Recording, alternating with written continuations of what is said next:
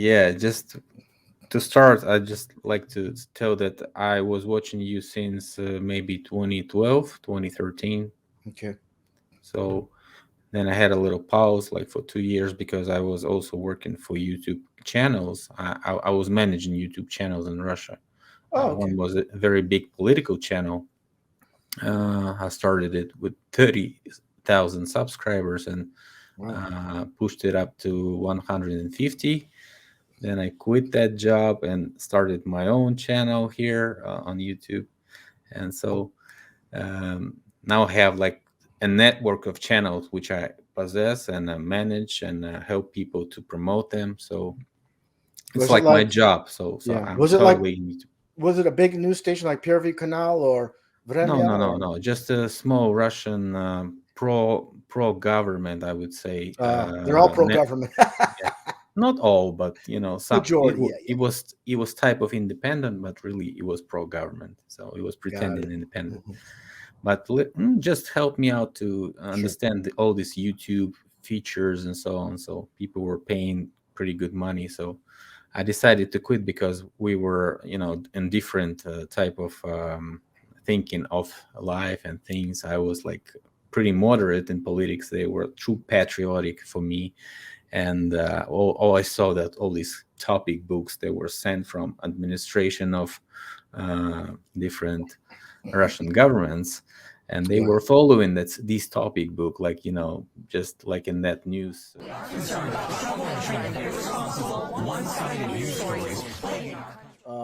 They're on the same page with the government and not deviating at all. And yeah, if you're involved with truth, you can make Yes, money for it. pretty You much could do that for a everywhere. while. I'm sorry, Phil. You could do that for a while, but after a while, you say, to yourself, you know what? Am I doing this for the money? Or if your passion is not into that, you're not into that political spectrum, then you feel like I don't want to do this every day because it's not me. I'm involved with something that's not what I want to do, and that's what I always tell people.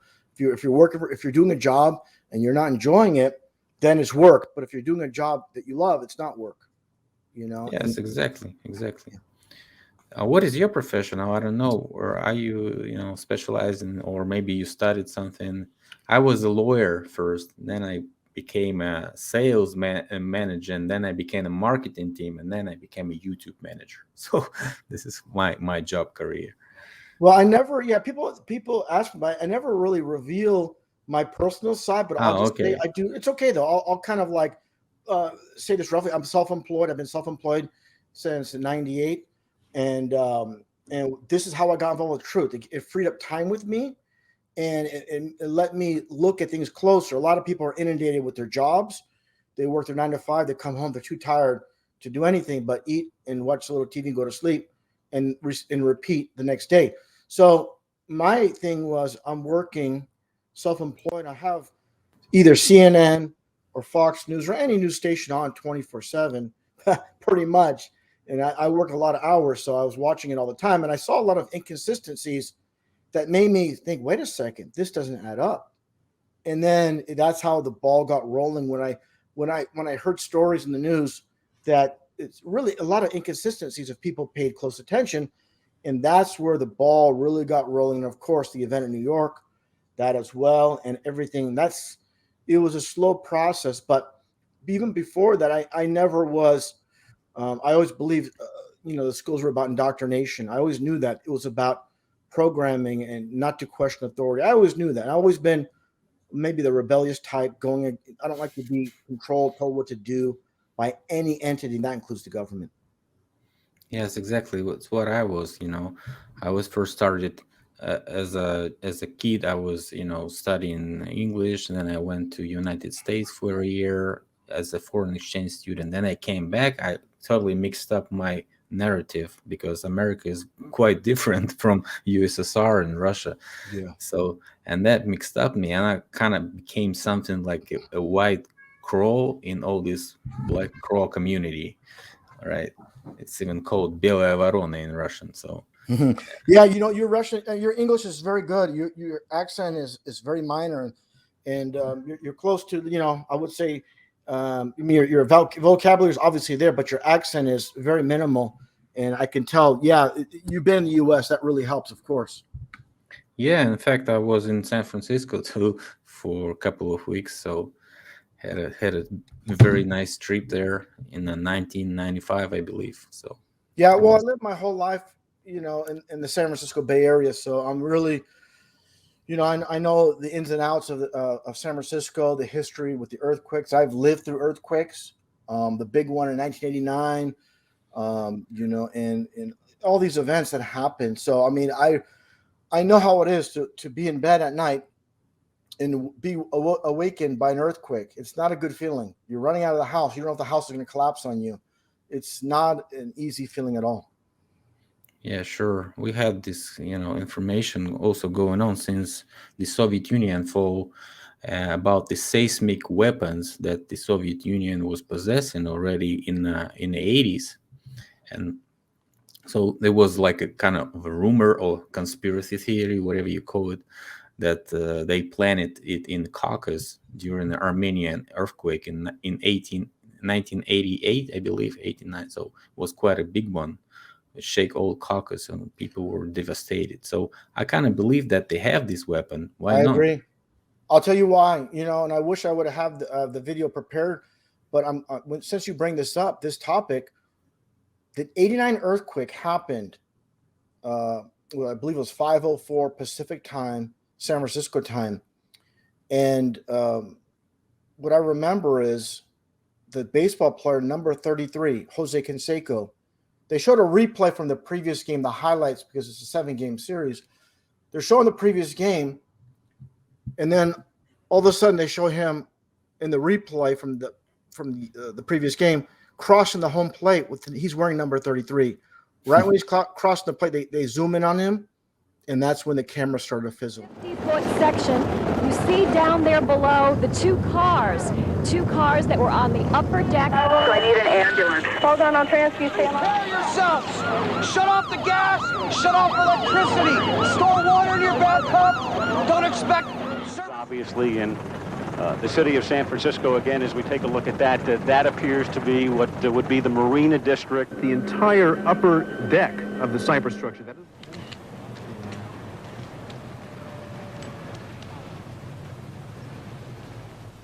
There was no indication of a shake. There was just the initial boom, and everything went. He was thrown to his right, and I was thrown to my left. Right, exactly when they show the number 33. And anybody can look this up. If you just look up ABC, Wide World of Sports, San Francisco Giants versus Oakland A's. Running between him and Clark. Flash forward to the bottom of the fourth inning. Dave Parker barely by inches just misses a home run. Candy Maldonado with the hesitation, allowing Jose Canseco to score, and he fails to get Dave Parker at second base. So the Oakland A's take. I'll tell you what, we're having an And that gets into movies where they give us the truth in movies, lies in the news, where a James Bond movie where they actually talked about using explosives on a fault line to start an earthquake. So This is not far-fetched, because we know how these people operate, where they give us hints in the fiction, in movies and books and any type of entertainment. People think, it doesn't mean anything, but these people don't understand. They control every aspect of our society, and definitely Hollywood is all about programming 100%. So yeah, they love to play. These are psychopaths that run this world. They love to give us hints, and they put it out there. Nothing's hidden in this world. I said it many times. They put everything out there. We just have to use good discernment and figure it all out. Yeah, I also was doing a bunch of not debunkings, but decoding. Yeah, and might be interested to you, this information that I found. But anyways, I wanted to start with the reset theory. I don't know if you heard something about that. Maybe somebody told you about some aspects of this stuff that was kind of researched for a couple of years already, and a bunch of people came up with a bunch of information, new facts, and so on. So have you heard about it? On what exact topic? Are you talking about mud floods? Well, mud flood is a term for some technology that is related to reset, but Oh, I didn't hear you say reset. As far as the reset, yes, the mud floods are part of it. But yeah, yeah. definitely. I had actually a live stream with the man that's really versed in this topic, Martin Leitka, in the UK, and he gave a good demonstration, a lot of photo evidence, what he believes these mud floods are basically resets throughout history, and he showed very solid proof of that. And I know this is something you cover extensively as well. Yeah, exactly. So I made it a little presentation, so might as well. If you guys wanted to see that information, check out RV Truth channel. You'll find Martin Lidke chat here in a list of videos. It's the live And stream. Yeah, it's a live yeah, stream we did actually. It's about 4 or 5 hours long. So if you scroll through the live stream section, it's about, I think, 7 or 8 past live streams. But if you keep scrolling, yeah, and somewhere around here, I yeah, if you believe. go, yeah, you'll see him. He's wearing the glasses. Yeah, this one. Yeah, that's the one where he really gets into detail. Like you two are the main guys when it comes to this topic. Definitely on YouTube. Can you see it? Yeah, absolutely. I can see that very well. Okay, so there's plenty of types of resets, and if we can kind of configure them in two parts. First one are artificial, and the others are looking natural, right? But perhaps not also artificial if you research them a little bit deeper than usual thing.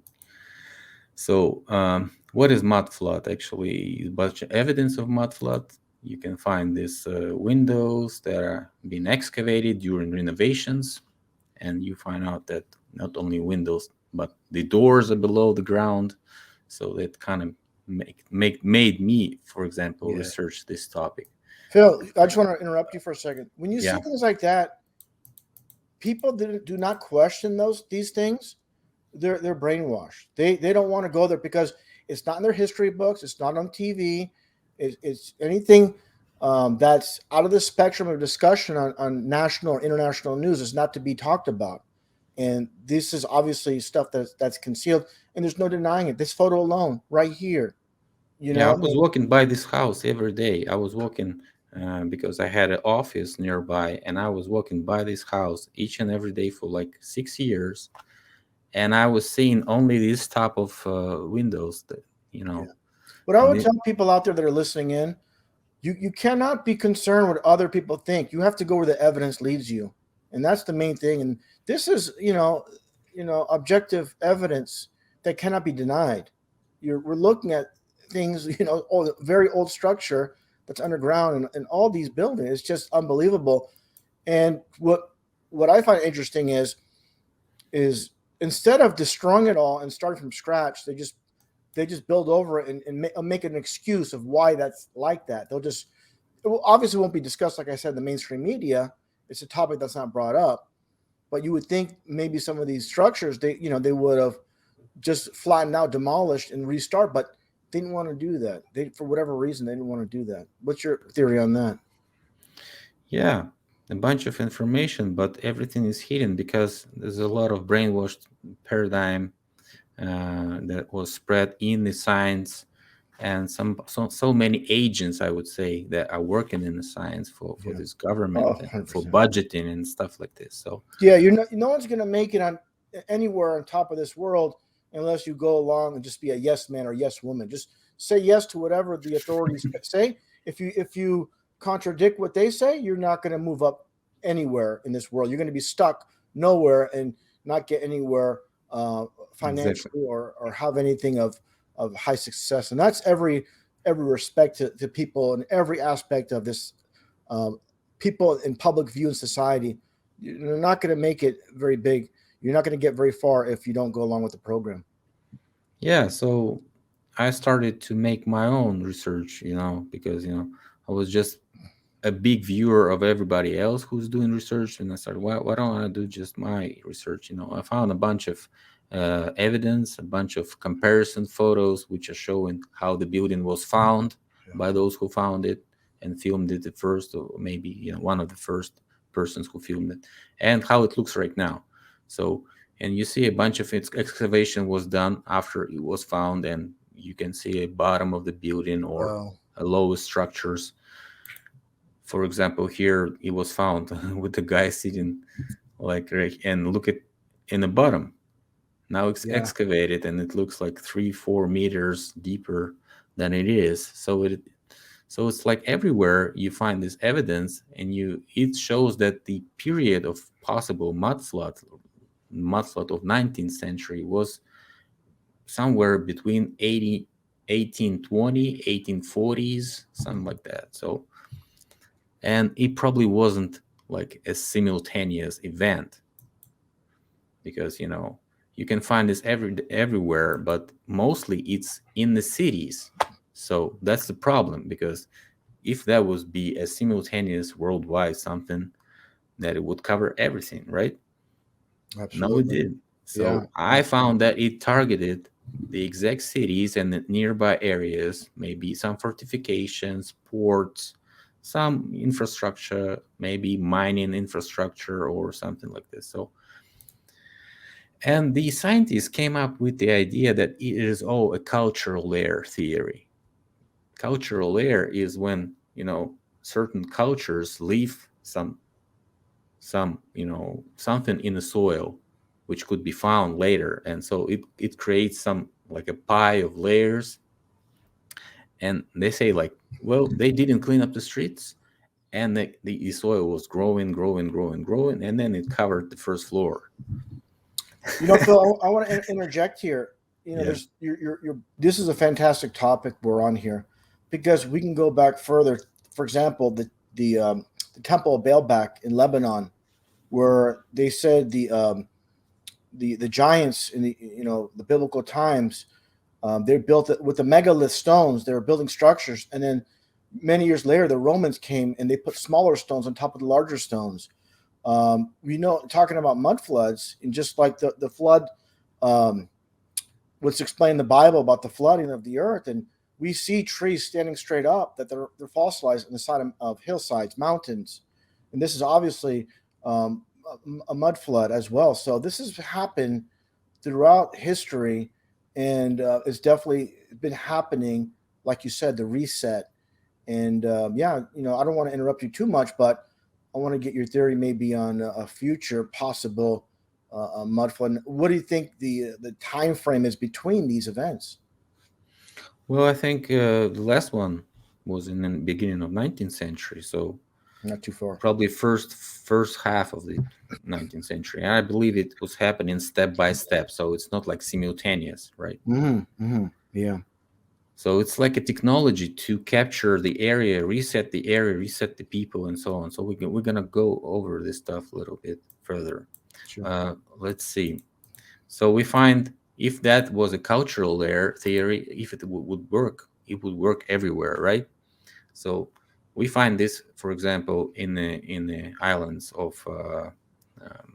what do you call the island?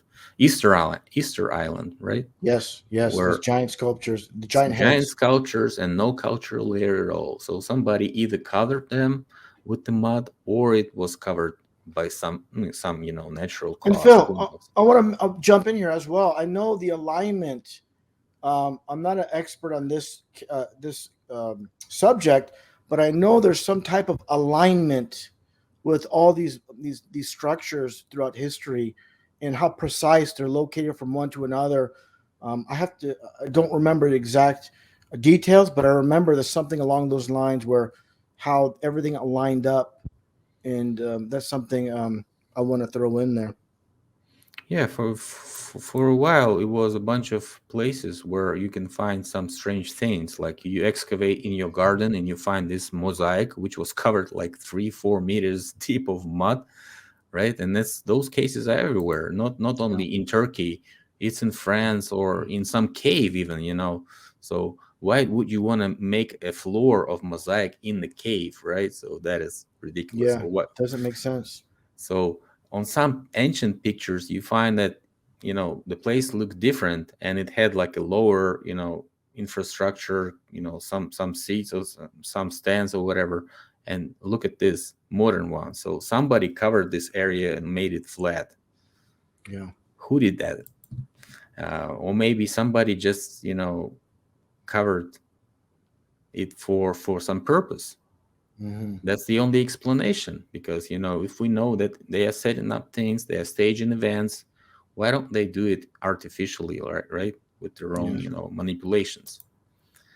And we have this in art depiction also. Somebody was covering it in some arts, in some hidden messages. Like this is a panneau which is called a swimmer, but if you look closely, you can see that he is not alone in this muddy water.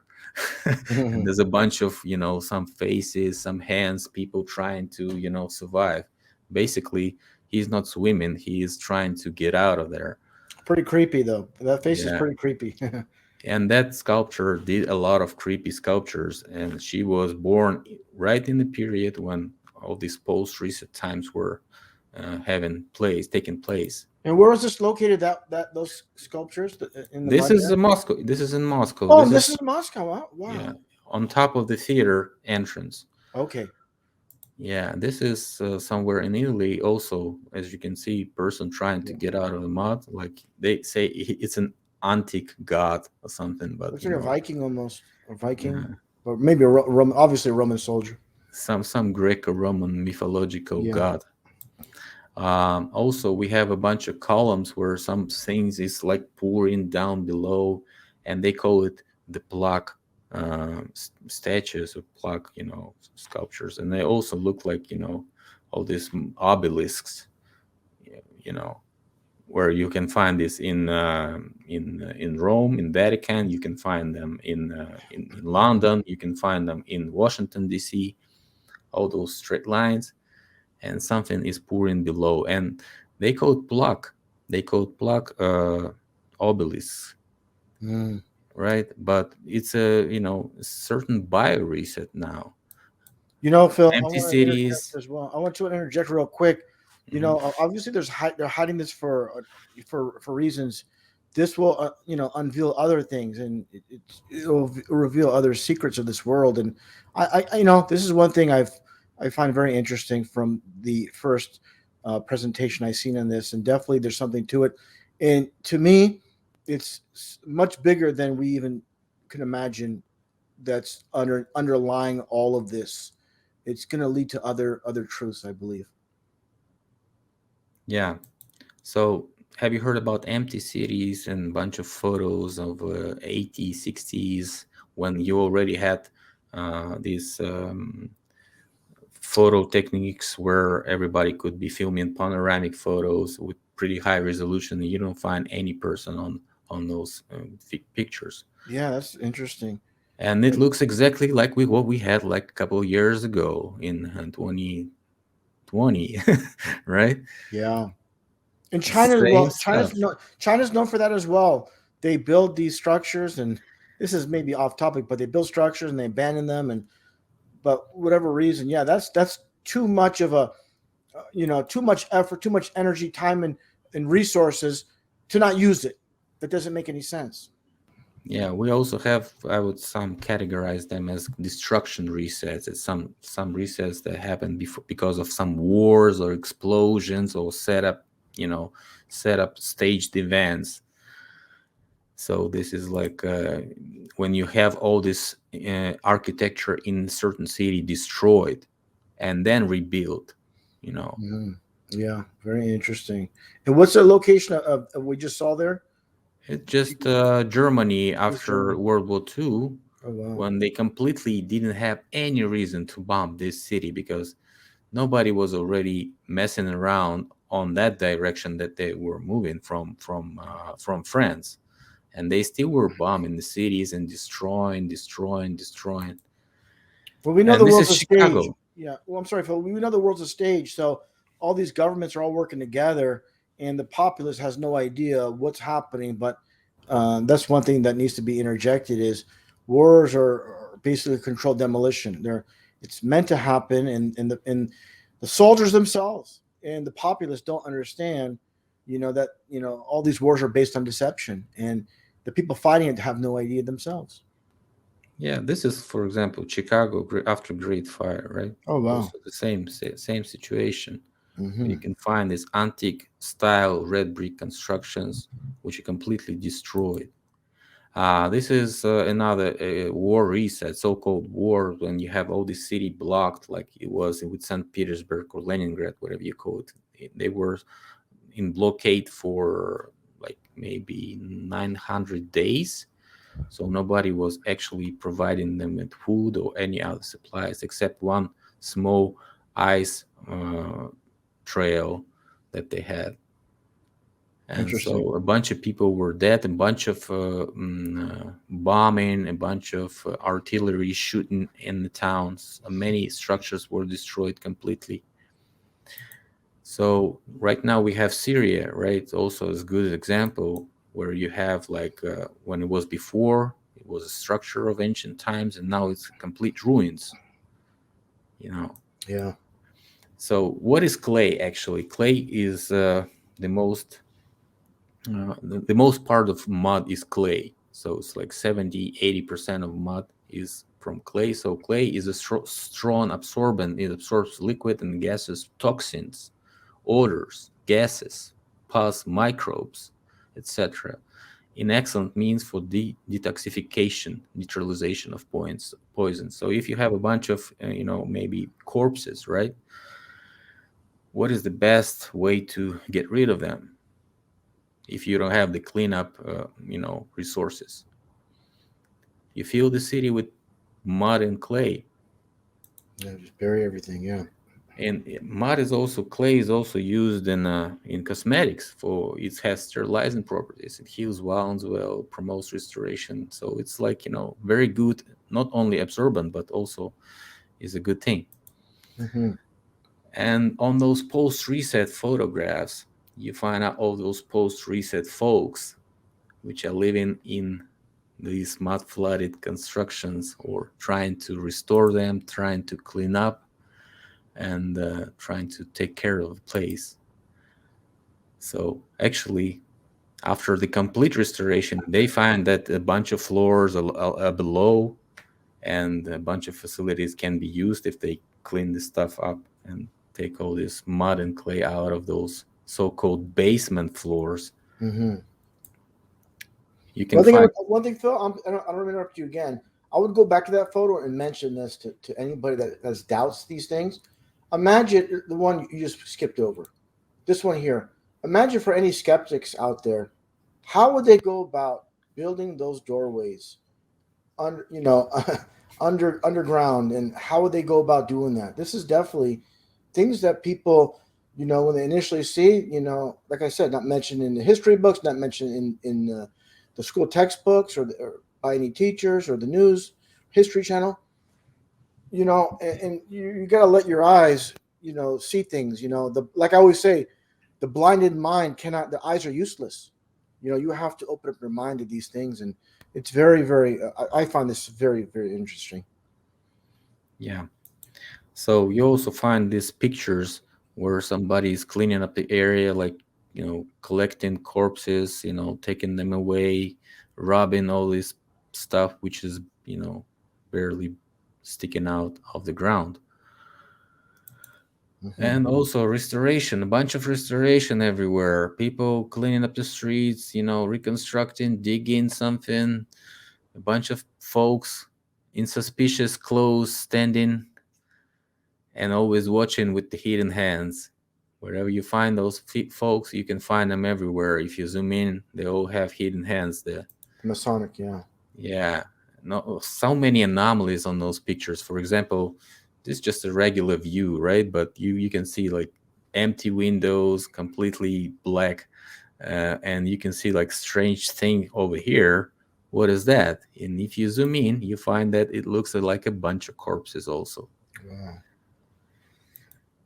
And those hidden handers everywhere in Chicago Fire, in every cleanup operation, there's some people that are standing and posing the way they pose.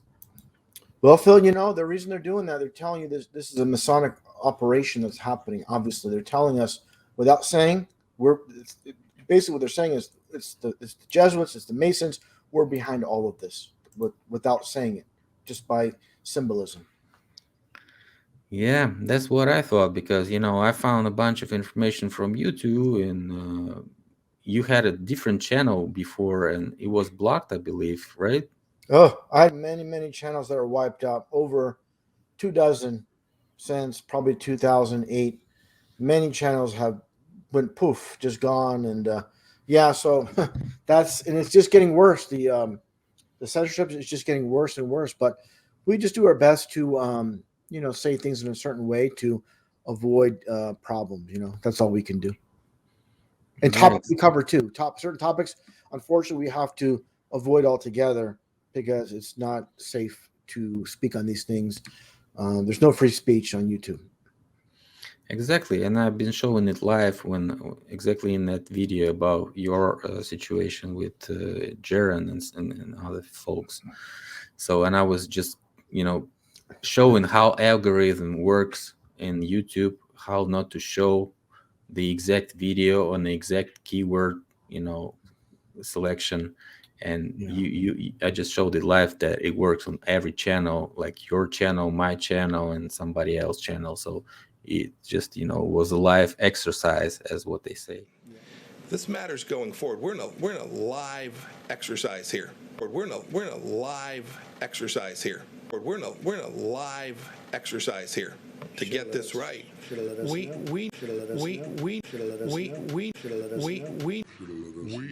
need to make sure that even and also what took place with Jaron and David Weiss, every time you have these discussions, it spirals out of control.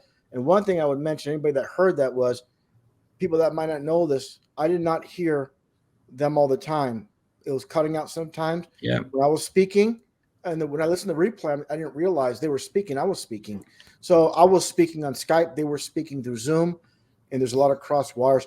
But what usually happens is whenever there's a debate or discussion in this magnitude, everybody looks very bad. Everybody looks very foolish and very bad and childish, and it's not a good thing. I just want to throw that in there real quick. As far as the audio issues, it sounded like I was just talking to everybody. Certain points, yes, but certain points I had no idea they were speaking until I listened to it in the replay. Yeah, exactly. It looked very sad for people. Like, Roger that. Sorry. What do you hear? Yeah, and also the YouTube side. So, for example, you and I can see you perfectly as you speak. The words you say are perfect. When I was talking with them, their mouths were moving, but the voice was off. There was a delay. It was the worst scenario, and it made everybody look bad. Yeah, this is what I'm saying. If you want to fair debate on something, we can do a fair debate with anyone. I can moderate, and we can help anyone. I can help your stuff to be promoted too, because I work on appreciate that. I appreciate that. Yeah, but anyways, wanted to move to another topic, and I want to ask you some questions on what you've been finding on the class of so-called elites. I call them controller class. Somebody calls them some other way. How do you call them? I just call them the ruling elite, and I hate to call them they use the word elite because they're put themselves in that position, and no one gave them that power. They just usurped and just took it themselves. And I really blame the populace for what's happening, because if they really had eyes to see, the people in power are just like everybody else. Through manipulation, through their state-run TV, they have the masses blinded since birth. And if everybody wake up to what's happening, these people in power wouldn't be in power. And that's why we do what we do. But as far as names, of course, there's a lot of confusion getting back to that. Some people call them the Jesuits, the Masons, the Jays. I'll just say the Jays. I don't want to have problems. Let's call them the Jays. But I think the ruling elite's the best word, because it's just a title. And they definitely created different names for themselves for confusion. So it's like there's a debate among people seeking truth. Who is it? When this is why they create all these diversions, and who knows, behind the scenes they probably call themselves something completely different.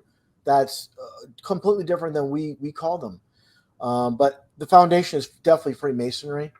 And that's how I see it. I would definitely call them the Jesuits, the Masons are running the world. If I would use a name, definitely I would say the Freemasons. Yeah, exactly. They created this layer of elites, and they covered us with this layer, and we cannot go through that. It's like no social lift between the middle class people and what is beyond the elite.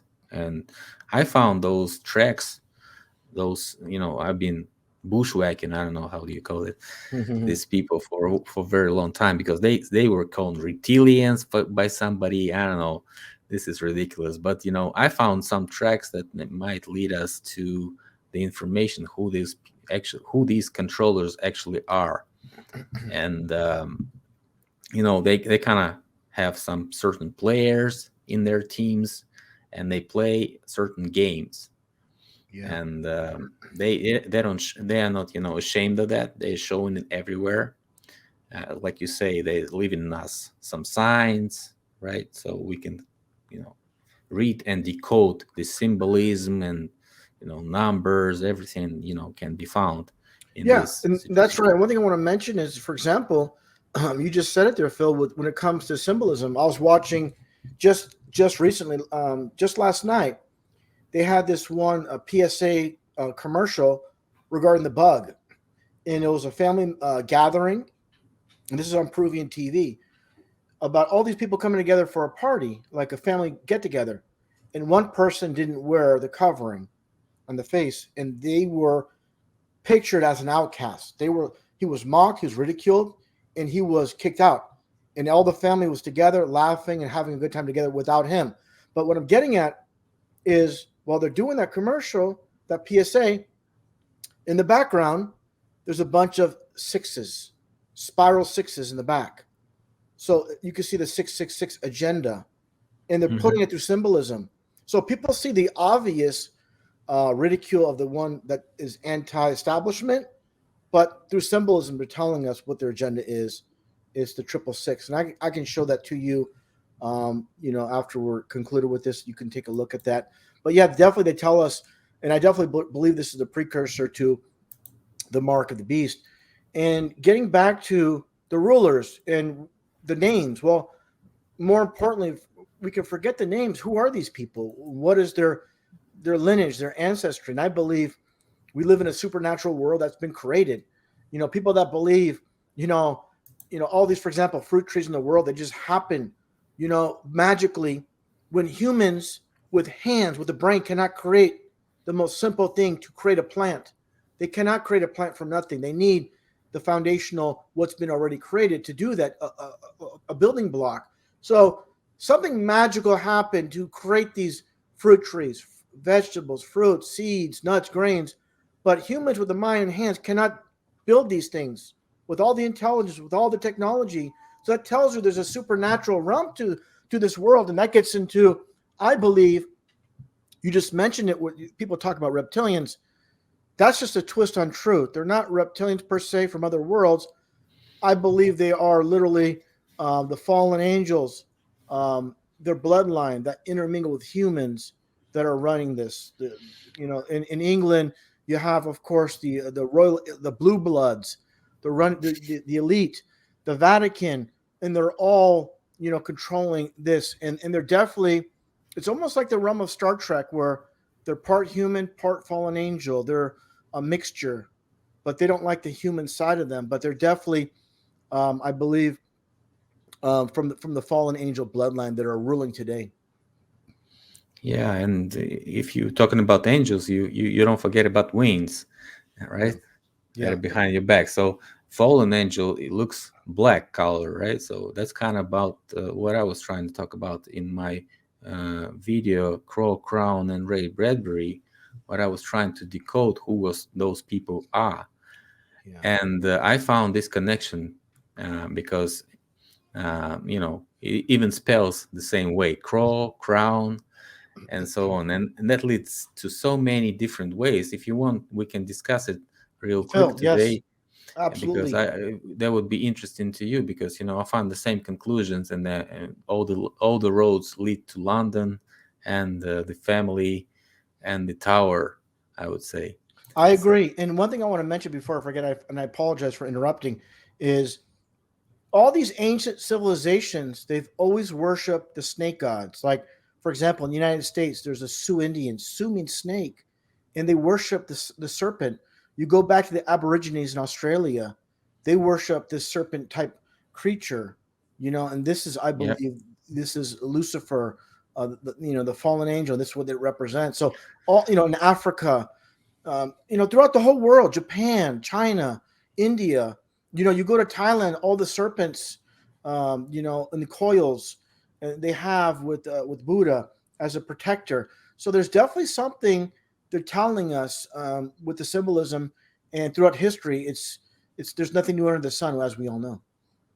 yeah, exactly. They were called Nagis, those Yes, creatures. yes, that's the name. Yes, And yeah, we can discuss many things. A bunch of your information correlates with what I found, and I think that would be nice to know, because it's all related to very old information that was found in the 90s, I believe. People in Russia started all this stuff, where I was caught on that information. I bought it quick because it was so resonated with me, and it exactly matches everything you are talking right now.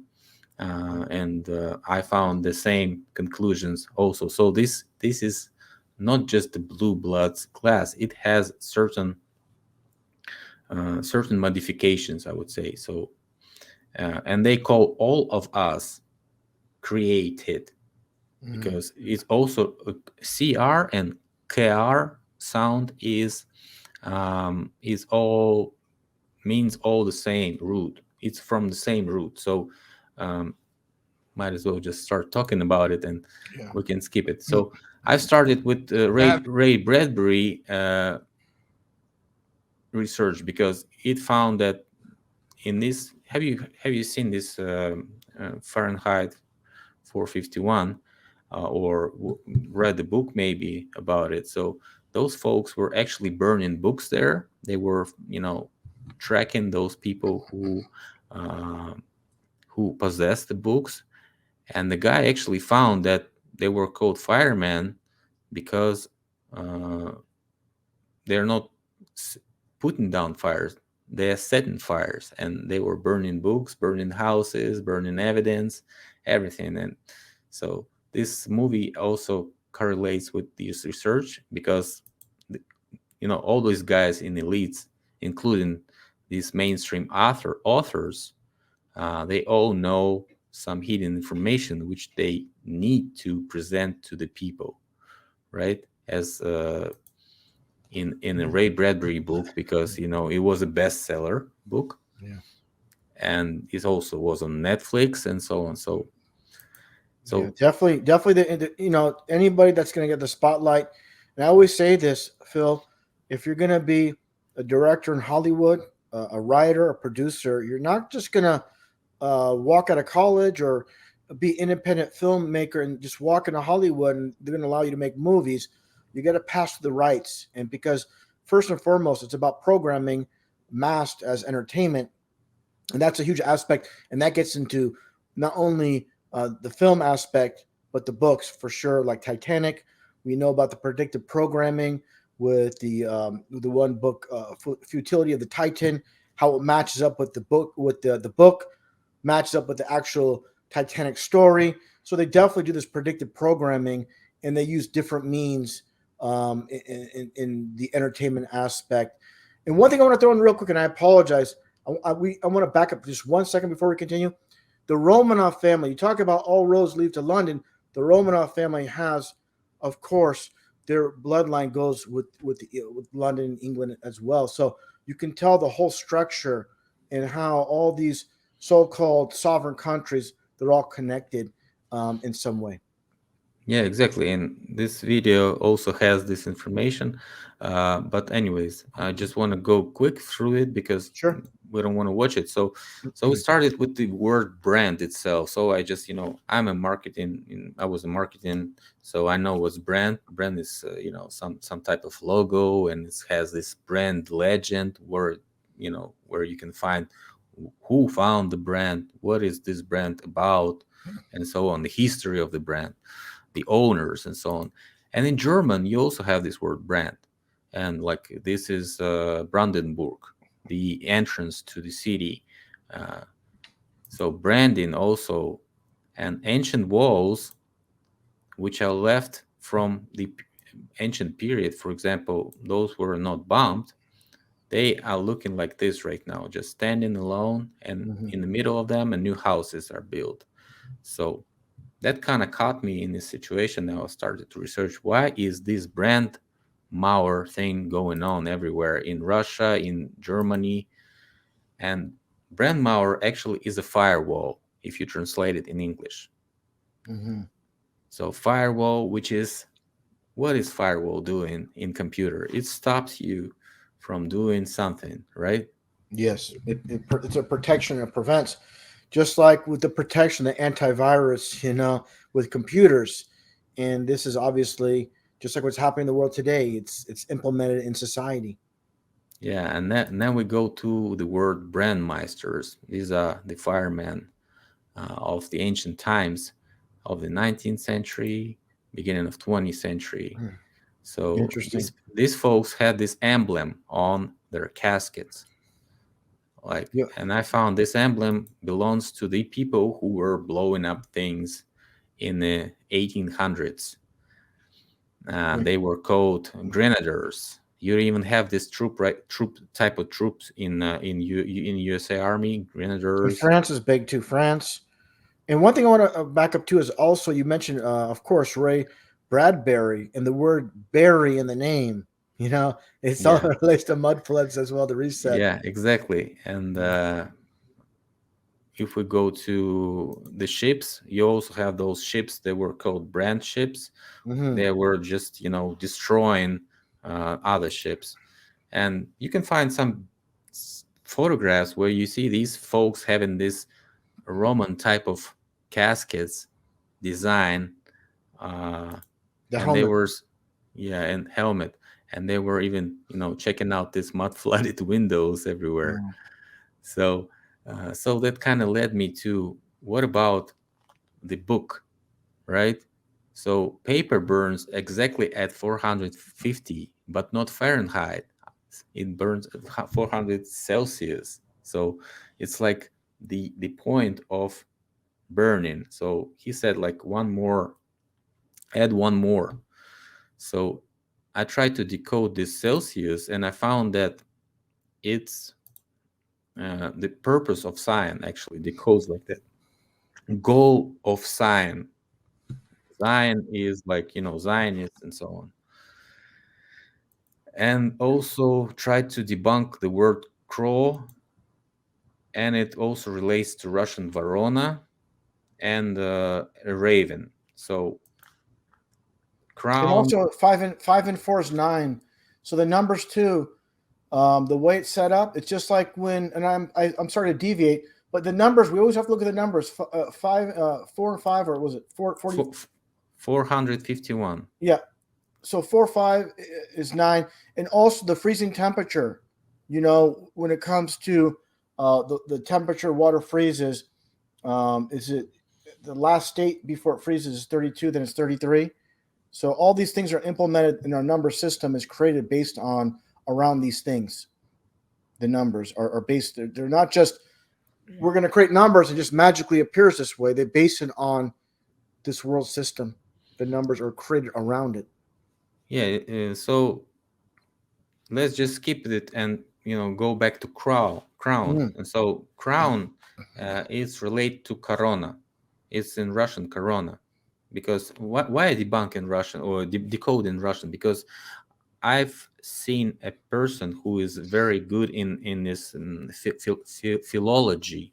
It's like the language research, and he said that Russian is 70% equivalent to Sanskrit, which is like Now, one of the ancient languages, right? So, and it had like this Indo-European group, so which is also in English language is also in this group. So, and we also talked with a bunch of people, cross-checking this stuff. Everything works well. So Yeah. I started to decode it in Russian. So crown is corona. We know what's corona, right? It's exactly what we have right now. Exactly. Yeah. And a lot of words, and I'm going to interrupt you, Phil. A lot of words, we can tell it's a one world system, like in Russian, vivat, like to live. And like viva is to live. And it's for different languages. Yeah. I apologize for that. I thought this was off. Sorry about that. I apologize.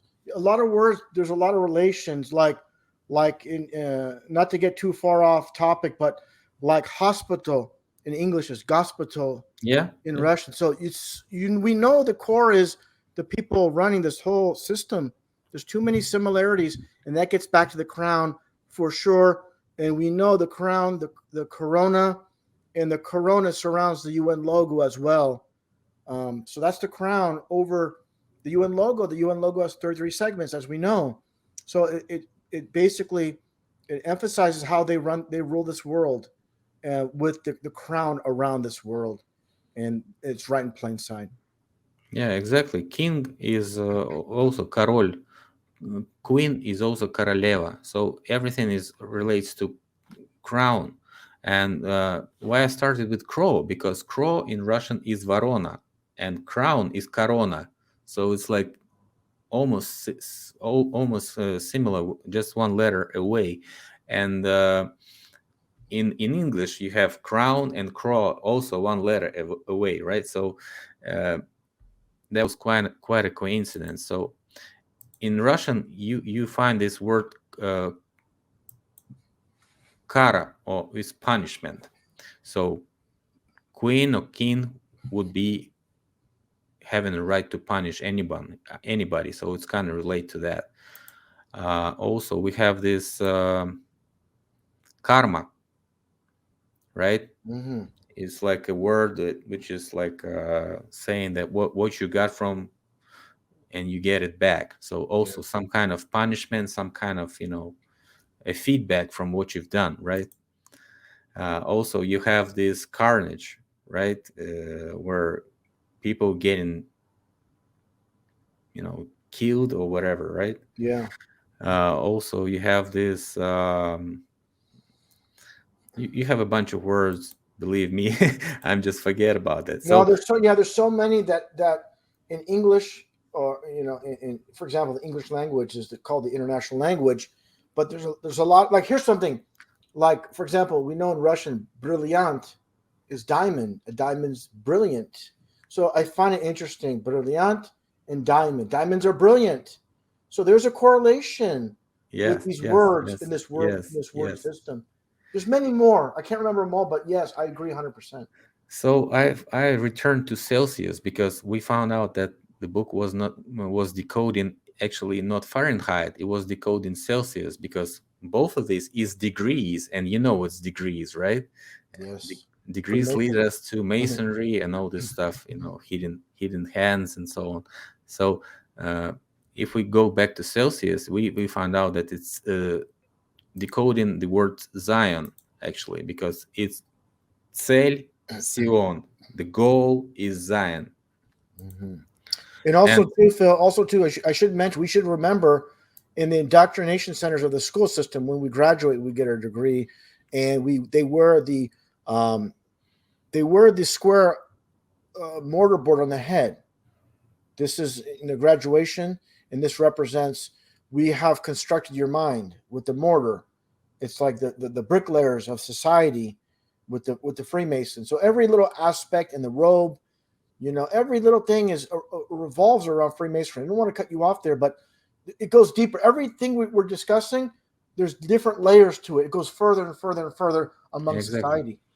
Exactly. And if you actually spell it in Russian, you will find this spelling, which is similar to copper oxide, and copper oxide, hydroxide of copper. It looks exactly blue, and you will find the exact same blue blood theory that you just mentioned. So, because it is containing copper. Okay. Yeah. If you go to actually this two column situation also relates to this stuff, and Boyaz and Yakin and all this stuff. So, and we go back to firemen. Actually, firemen are so-called bomberos, because in some languages they are called bomberos, for example in Spanish. So, and as I've been showing, these people have bombs on their emblems, these firemen, and that's why they call bomberos in Spanish, because they remember that name. Yeah, symbols speak, like we say, the language of symbolism is everywhere. So I just Googled some bombero clips and found this couple of clips, and like you just scrolled through them and found so many correlations to Satanism, 911, and like 411 pain, 411pain.com. Yeah, unbelievable. So, these people just jungling the numbers. It's like in the U.S. Obviously, the emergency calling system is 911. It was established in 1968, which is 33 years before the event in New York. And also the non-emergency calling number is 311. 3 times 11 is 33. So everything's by the numbers, everything. And definitely the symbolism and the numbers, and we're hitting on all of it. Yeah, so they're jungling with Molotovs in their hands and just remembering this, all this symbolism that they're showing. Definitely one eye, all this stuff. And the Molotov cocktail, of course, from Russia. Yeah, so just decided to take a deeper look. So Bomberman, this game where this little fellow goes around and blows up the walls and stuff like this. And I played it. Yeah, me too, when I was a little boy. And Super Nintendo, I played that, yeah. And we have this emblem everywhere. So these guys were definitely related to this reset situation, destruction and all these staged events like San Francisco fire and all this stuff. So too, Phil, is, if I can interject, I've covered police and firefighters, and they're both part of Freemasonry. All of these people at the fire chiefs, the police chiefs, and if you look at a lot of these lapels, these pins, you'll see the cross of the ladders and the axes, and they actually some of these firefighters, they'll shape their axes and their other equipment as the Freemasonic square and compass. And like I said, they have the pins for that as well. So, and they love the ladder symbolism, because that's the gateway to heaven. That's why the ladder is huge in Freemasonry. It represents Jesus Christ, who's the only way to the Father, and that's the gateway from Jacob's ladder, his dream about ascending to heaven, and that's a huge aspect of symbolism with the ladder. Yeah, and also looked at, about different stuff, who was related to whom in those elites, and found this video of this guy, and he actually ran through all the elites, French, German, each and every fellow was, all the French kings were German, all the British kings were German, everybody was German. So he's like, saying about everybody, and all those folks are related to Germans, including Romanovs, including so-called Windsors, because they changed their last name just before the World War I, so-called World War I started, because they were German, and they didn't want to, have this conflict where German king finding the German king, and so on. So that's the language of English. They say Germanic meaning, is the roots, and it's all, everything connects, like like even with Russia, with the Greek alphabet, the roots, everything is connected. They're all working together as one to create this one world system. And then when they say the New World Order, it's actually the Old World Order, because They all been working together from the start. Yeah, that's the Commonwealth, and it has some missing parts yet, but will become a crown around it. That's the symbol of Commonwealth of the Nations, British Crown. It kind of reminds me of the broken pentagram too, where there's a missing segment in like Washington D.C. The upside down pentagram above the White House. It's a pentagram, but it's missing one segment. It kind of reminds me of that as well. And just like the pyramid on the back of the U.S. dollar, it's not completed. Exactly. So they always have this portion. We're not our New World Order, system has not been completed. We laid the foundation, but it's not at the completed state yet. So they always leave that side open, little piece open to signify that. Yes, and it all ended in Elizabeth II's research, and I was just, something is wrong in spelling, because Elizabeth, it doesn't spells right, because you should have spelled it Elizabeth. Well, you know why? Because in numerology, Elizabeth is 33 numerology. So there's a reason for a lot of these things. So it's Queen 33, and that's why it's so important for their ruler, their main ruler, to have that name in numerology. I believe it's in Pythagorean. It could be Chaldean. I could look it up, but I believe it's Pythagorean. But yeah, it's definitely a reason for that. Eli is, who is Eli, and Sabbath is, in some languages, is the Saturday for the Jews, right? It's a day off, and for the witches, is a day where they meet exactly with these demonic creatures. The witches' Sabbath. Yeah, so if you spell it the right way, Elizabeth, you find out that it's 9, number 9, and if you add 2, you get 9/11, because she was even called the Elizabeth 11th by George Bush once in his joke that he was spelling right, and he said Elizabeth 11th. Yeah, they're always giving this like inside type of things, but yeah, I just checked real quick as you were speaking there, Phil.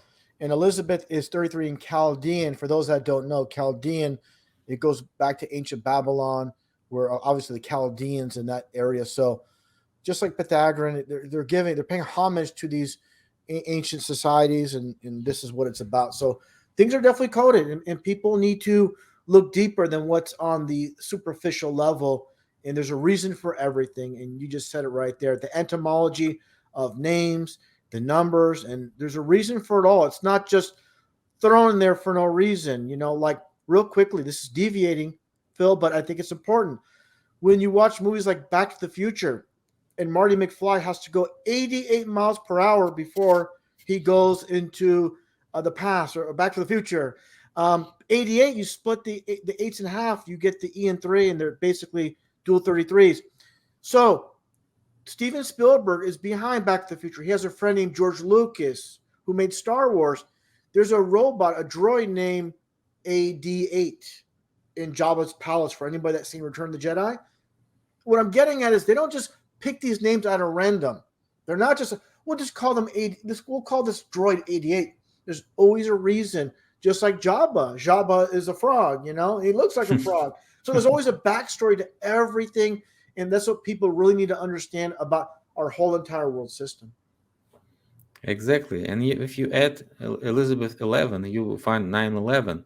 So this is also related to firemen and bomb barrels. And how do you think the crows are related to them? Because crows are in Russian the same as voron and varona, just add one letter. So raven is the bird of the tower, and it's a symbol of the tower. The tower is a symbol of British monarchy, if you wish. So, and they even have a legend. If the ravens die, the ravens, the guardians of the tower, if they die or leave tower, the monarchy will be down. So, what's interesting about that is, being from San Francisco, I'm a big 49er fan, football fan of the San Francisco 49ers. They had a Super Bowl in the Superdome, and one thing I'll mention, they had a 33-minute power outage. That was a ritualistic event that made it happen. But what I'm getting at is the game was between the San Francisco 49ers against the Baltimore Ravens. In watching that game, I can see it was completely manipulated to let the Ravens win. So it gets onto what you're saying about the Rona, the Raven, the Crow. They love their symbolism and they control it all. They control. They're not going to let people on the lower level of society dictate anything. Their control over everything. They manipulate everything. Doesn't mean every sporting event is fixed, but if it's on the world stage level, they're going to have their hands in it and they're going to manipulate it. And I can see this. How I can see this, and I can see the two players from two different teams giving each other Masonic handshakes, like in basketball and football and boxing. The two main guys, giving each other Masonic handshakes. So they're really people say, "Oh, you think everything is fixed?" No, not every game. The ones that have high stakes, that are on the spotlight, World Series, Super Bowl, and things like this. And people need to understand that and have good discernment to understand they're controlling the big events. Just like in the news, where real things happen, but if it's spotlighted, it's their creation. Same exact thing. Yeah, and the Ravens, actually, those ravens in Tower, believed to be sent by some Welsh legend.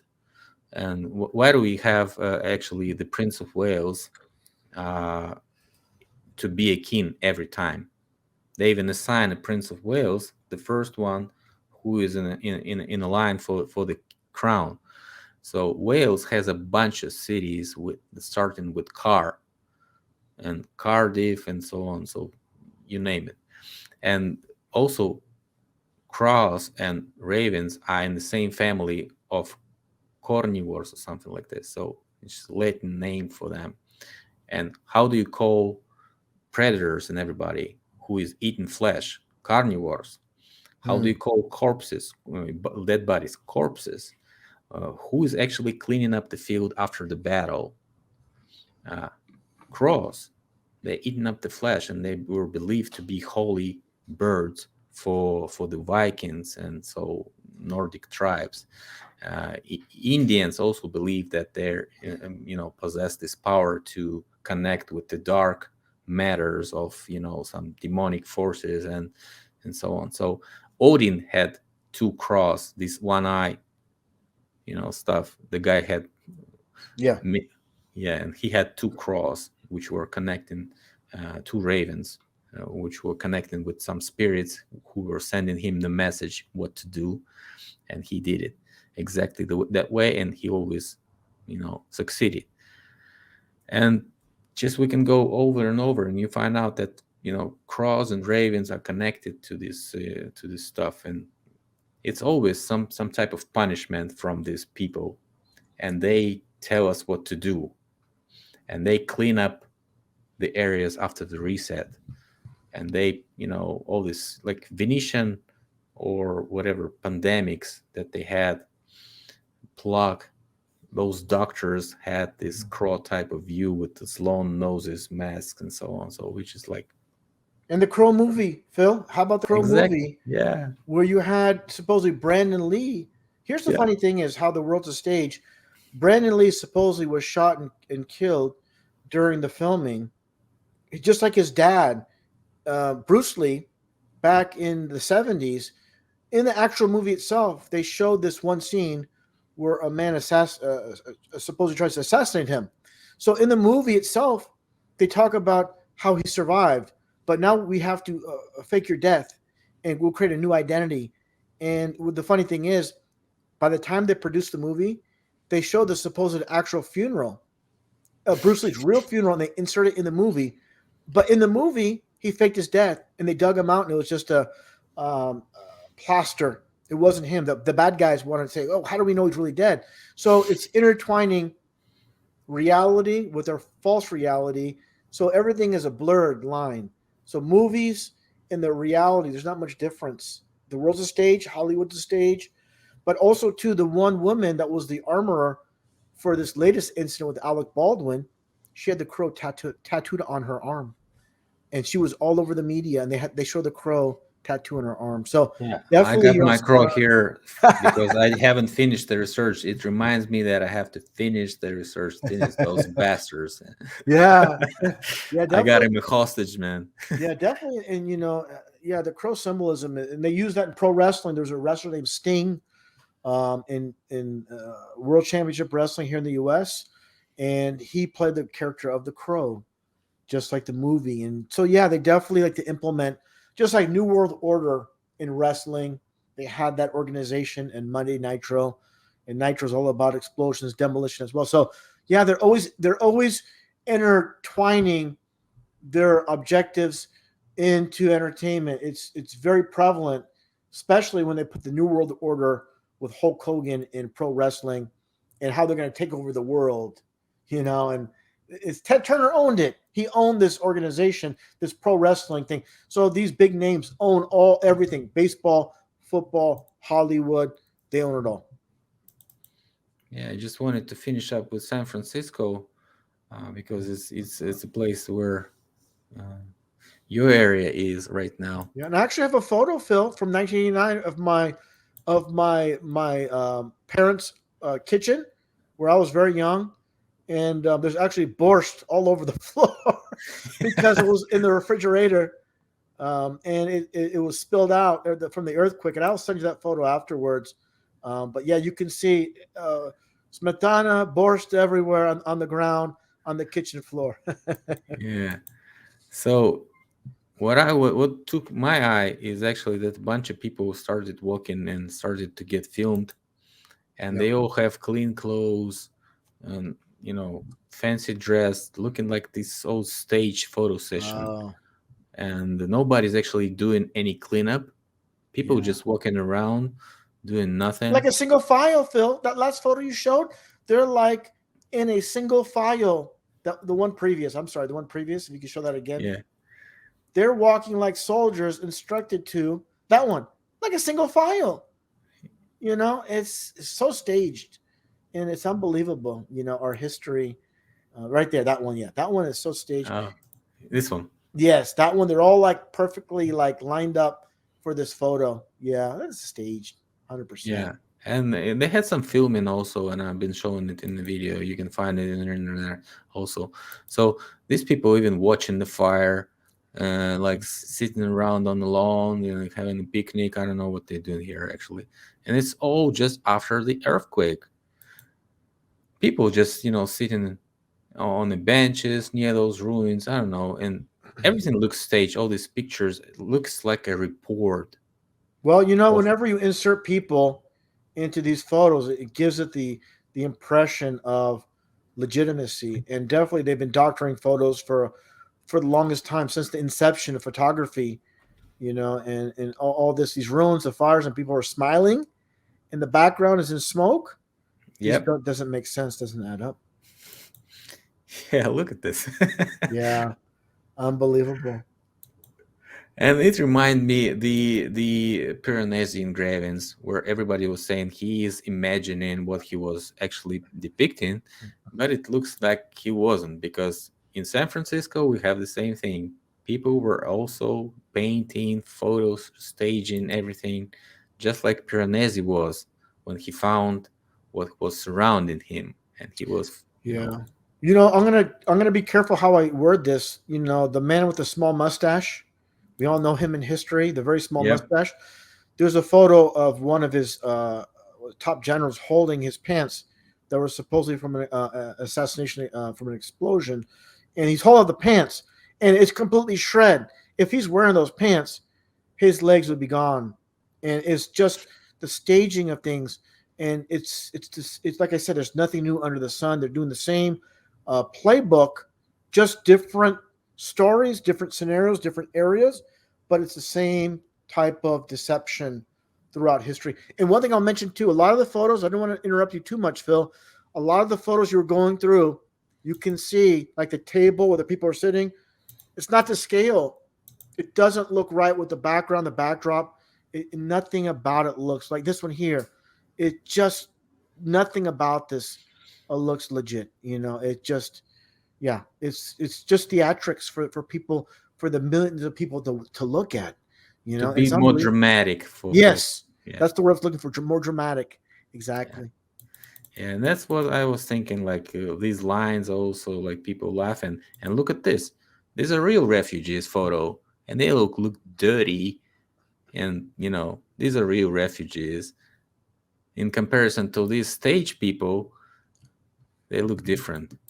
Yeah. And so I found these real refugees photos, and they all look dirty, looking like real refugees. But I found a bunch of these National Guards also there. Everybody was trying to help, so might as well people be so brainwashed that can't even see what was actually happening there, because nobody was measuring earthquakes back then.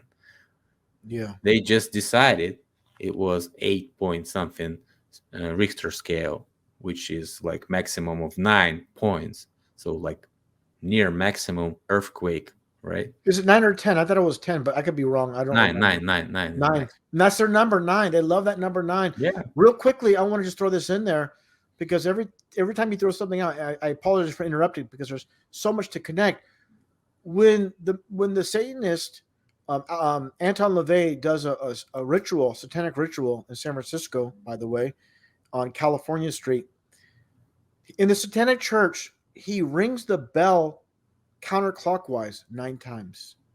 And they say the reason for that, 9 is Satan's number, the number 9, because it's like a swirl, like a serpent. They love that their numbers, and like I said, the number 9. A lot of math equations, you times this times that, it's 9. So the way it all works, but like love, like the song Love Potion number 9, the Beatles album number 9 album, so definitely they're implementing, they're putting their occult in everything. It's everywhere. And I also found this picture after the earthquake, like several years passed, and they established this exposition, Pan-Pacific International Expo, and I found also this a bunch of pictures about that. But anyways, and they even called it Tower of Jewels Illuminated. The Illuminati, yeah. Exactly. Yeah, here's the thing, Phil. I'm so glad you brought the topic of San Francisco, since I'm there. I actually made a video many years ago, The Occult of San Francisco.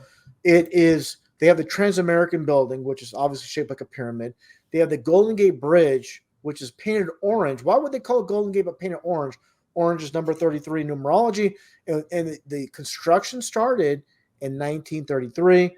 The Satanic Church is founded in San Francisco. Also, I have to be careful.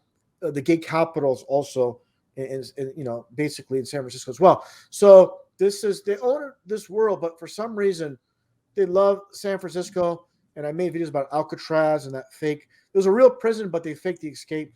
When they make a movie over a so-called real story, it's their production. For example, real quickly on Alcatraz, the boat that leads to Alcatraz for the tours now, it's from Pier 33. There's 49 piers. And it's shaped like, if you look at Pier 33, it's shaped like a Masonic arc. Also, they said that they when they made their escape, they used raincoats. Guess how many raincoats they said they stored in the prison cell? 50 raincoats. How do you store 50 raincoats in these very, very small cells? So they're literally like mocking society. It doesn't mean it wasn't a real prison, but they love to make the world's a stage and love to make productions. And also on the cover of Freemasonic magazines, they show Alcatraz, and it's known as the Rock. Why the Rock? Because God's known as the Rock. So there's a lot of mockery and a lot of, if people understood why certain things happen in the world, why certain things are promoted, it's because it's all Masonic based. And right now they're creating the next post-reset folks, and they call them geeks. And San Francisco was the capital of geeks. And also, if you know, Black Rock Festival, yes, was established in San Francisco. Mm-hmm. Yeah, a lot of funny things about San Francisco. And if you go there, you go downtown, it's they say fruits and nuts everywhere. That's called Burning Man Festival. Yes, well, the Burning Man actually originated there, but they have it take place in, was it the Nevada desert? Black Rock, I was saying, just Black Rock. It's called Black Rock the lake of black rock, and it's completely flat. Yeah. It's from small, very small particles of salt, some saline, some chemical compound, which is actually can even mummify, I believe. So, Yeah. and they stay there for 2 days and burn a man there. Yeah, the Burning Man ritual, and yeah, it's all symbolic, and there's always everything behind it. And I should say, I forgot to mention this. They built the San Francisco Golden Gate Bridge and also the Bay Bridge, which connects to Oakland across the bay. It connects to, and there's also Angel Island. Also, there's good and bad angels. But what I'm getting at is under the Bay Bridge, which is not the Golden Gate, it's the separate bridge, Golden Gate. It's separate from the Golden Gate. The Bay Bridge, they have actually a troll that looks like basically a demon. So they make it like, oh, it's just for fun. It's all for play. But these people, these Satanists that run this world, people might think it's fun and games. To them, it's not. It's ritualistic. And people are so accustomed to seeing these things, they become like, it's just part of everyday life. They're born into it. It's become normal to them. But they don't understand Satanism is all around us. It's everywhere in this devil's playground, this world that we live in. Yeah, one of the wealthiest corporations right now is called BlackRock. It's obtained all the Rothschild family capitals, actually, and it has its own capitalization of 800 billions, which is already worked for them. It's commission. Just imagine the numbers that they manipulate if they have a commission of 800 billions. Wow. But they love to incorporate the rock, just like in, I mentioned they call Alcatraz the Rock. Don't they have, I believe it's in Jerusalem. What's it called again? In Jerusalem, Saudi Arabia, it's Mecca, in Mecca. Not the Mecca. I'm thinking about something else. The Dome of the Rock or something like that. What was it called again? Something of the Rock. It's a building. It looks like an octagon on top, or a pentagon. Dome of the Rock. Dome of the Rock. It's called. Let me see here, real quickly as we speak. Yeah, it's in Jerusalem. It's called Dome of the Rock. The Mosque of Ayaxa, which is on top of the Solomon. Yeah, let me send this to you. You can see it, and I believe, and I'll send it to you in the private chat here, so you can see this there, Phil. But you'll see what I mean, because they love the dome structures. In a lot of these buildings, of course, they'll have a dome structure, and above the dome is a false god standing above it, because we live under the firm of the dome. So they love to put the truth in plain sight. So we're living on a rock, and the dome above the rock. So you can see that. You see that? Yeah. I know what you're talking about. Yeah. This is exactly where it says, just above these wall of cry, where all these presidents go, and yes. And of course, like I said, all these capitals, they have that dome, and I find it very interesting also. As you know, being in Moscow, dome is home, but dome is also the world. Our house is under the dome as well. So I find it interesting how they integrated dome, doma, for a house. And this is our house, this world. So it's like the sky's the limit, the ceiling is the limit, and this is the world we're living in. The pressurized system. Not to deviate too far, but just covering. There's so much to cover, and I usually deviate from the main topic of discussion sometimes, but how it all connects. It's a very interesting world we live in. And, I'll say this, Phil, it's to me, I look at this when growing up, I thought life was this simple. You go to school, after you graduate, you get a job, you buy the house, the white picket fence, and you just work your rest of your life until you retire, and that's it. But when you awake to truth and you go beyond that and you see things for what they are, I'm glad I'm not one of these normies, these regular people that cannot see beyond what their masters, their rulers tell them how to observe life and how to see things. And I'm very glad to be out of that false reality that they created for us. Yeah, exactly. Out of the box thinking made me also this white crow, as what we call it in Russia, Белая ворона. So I was just beyond every interested, not interested in all this corruption or politics actually, but I just wanted to work and to do my thing and you know develop myself as a YouTuber, create my own channel, so on. So that's what I'm doing. And thanks a lot for coming because I wanted to exchange. You were not actually interrupting me. It's what exactly wanted to exchange with what you're thinking, and see if we are on the same track with this research of these elites of Jays. Yeah. Well, Phil, you and I, Korny, Korny is what it comes down to, the roots of us, and Korny roots, yeah. Yeah, roots.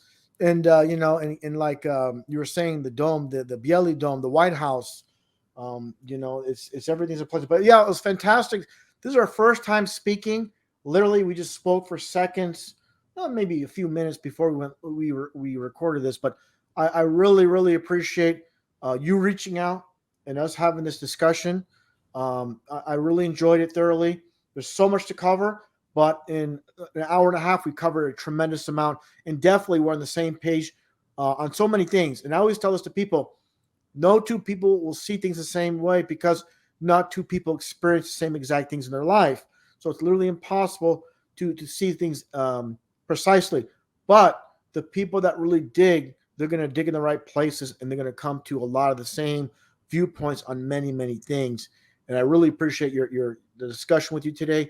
The topic of the reset, Tartaria, the mud floods, all very interesting to me. And to me, I'm not an expert in that topic, and I'm glad you showed photos I haven't seen before. I had that stream with Martin Leitka, but a lot of the photos you showed I didn't see before. It wasn't presented to me. Those were new to me. So I appreciate that, and I appreciate you having me a guest on your channel. Yeah, thanks a lot for coming. As I was saying, core, you're saying Korny is roots, and core is actually the center. And in a tree language, core is the thing that is covering what is inside. So it's like multiple layer information. Yeah. And in English, the letter K is actually key, because it's a key letter because it's always number 11 as well, Phil. Yeah. In the numerology, A is 1, of course, B 2, C3. So you get to, of course, K, it's 11. So when you have Kmart, it's 11 Mart, and they have it in Australia, in the US, Kmart. So yeah, it's always by the numbers and the numerology aspect. So these folks are definitely signing what they're doing every time they do it, and for eyes to see it. Yeah. For those who have eyes to see it, for those who have ears to hear it. So.